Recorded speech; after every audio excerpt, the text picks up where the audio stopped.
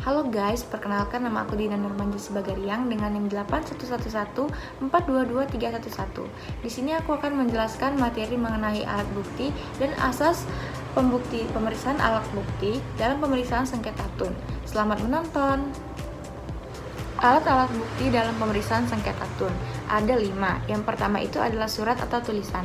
Surat atau tulisan itu mencakup berbagai jenis dokumen seperti dokumen resmi yang dikeluarkan oleh instansi berwenang, surat pribadi yang berkaitan langsung dengan perkara, serta laporan hasil pemeriksaan yang relevan. Dokumen-dokumen ini dapat dijadikan sebagai alat bukti dalam pemeriksaan persidangan untuk memperkuat posisi hukum salah satu pihak yang berperkara.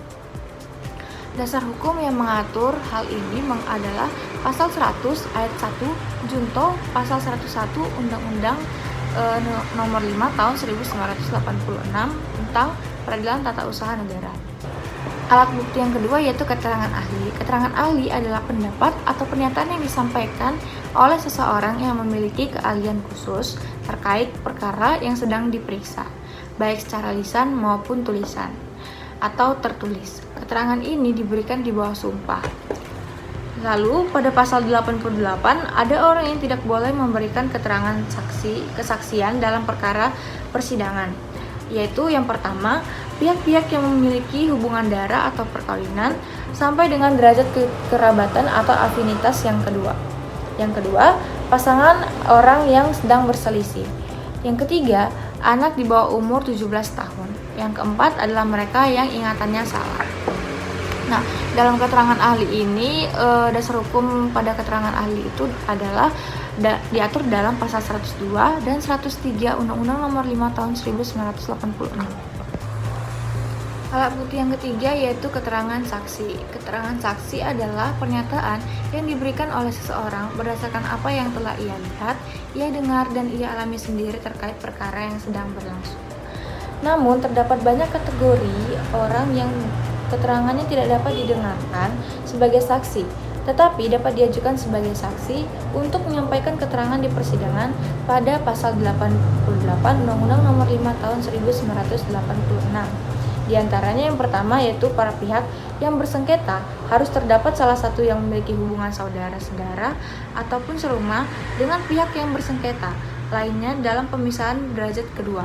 Yang kedua adalah mantan pasangan salah satu pihak yang sedang berperkara, jika pasangan tersebut tidak lagi bersama.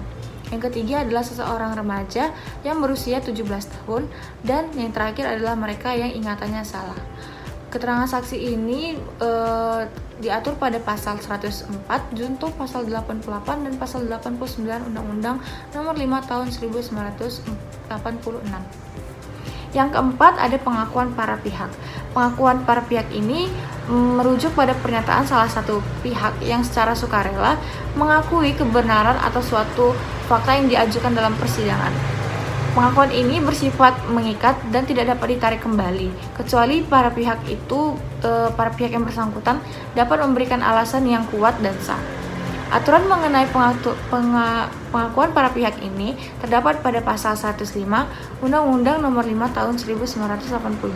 Bukti terakhir dalam pemeriksaan sengketa tun itu ada pengetahuan hakim.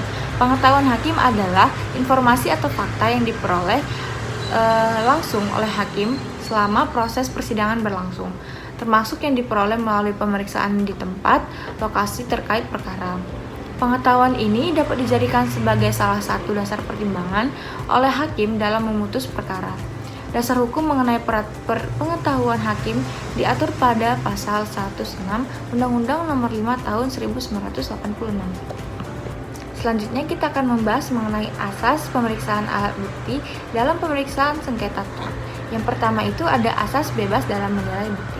Hakim memiliki kebebasan penuh untuk menilai kekuatan dan relevansi alat-alat bukti yang dapat diajukan dalam persidangan. Hal ini berarti hakim tidak terikat pada bukti tertentu, melainkan dapat mempertimbangkan seluruh bukti yang ada berdasarkan keyakinannya, tanpa pengaruh dari pihak manapun.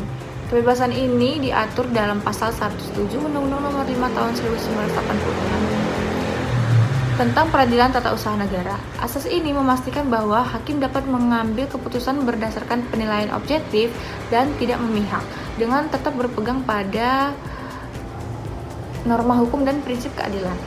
Yang kedua, ada distribusi beban pembuktian, yaitu beban pembuktian adalah kewajiban untuk membuktikan suatu klaim atau bantahan dalam perkara dalam proses persidangan.